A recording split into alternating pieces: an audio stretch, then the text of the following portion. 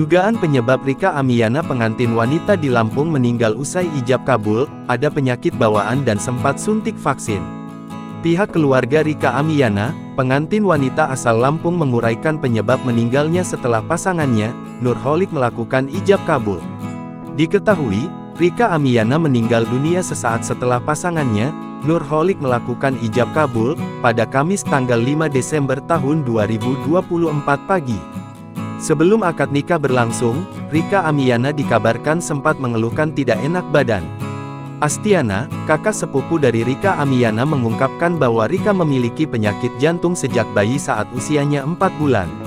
Namun, penyakitnya itu kembali dirasakan Rika tak lama setelah almarhum sempat melakukan suntuk vaksin tetanus toksoid di puskesmas sebelum menikah. Saat itu, pihak puskesmas diduga tidak menanyakan apakah Rika memiliki penyakit bawaan.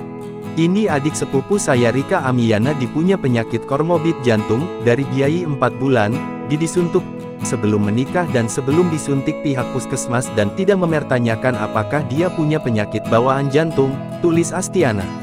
Rika disebut mengalami gejala tangan hingga kakinya bengkak hingga suhu tubuh menjadi panas.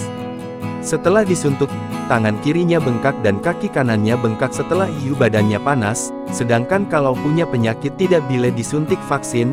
Mohon doanya untuk adik sepupu saya, Rika Amiana, semoga Allah memberikan surganya Allah, tandasnya. Rika mendadak ambruk setelah melakukan sungkeman pada kedua orang tua. Ia kemudian dilarikan ke puskesmas Air Naningan. Karena kondisinya yang semakin menurun, Rika dirujuk ke rumah sakit Panti Secanti, Gisting. Nyawa Rika Amiana tak tertolong sebelum mendapat penanganan di rumah sakit. Detik-detik meninggalnya Rika ini dibagikan oleh fotografer di hari pernikahan mereka, Angga Motret.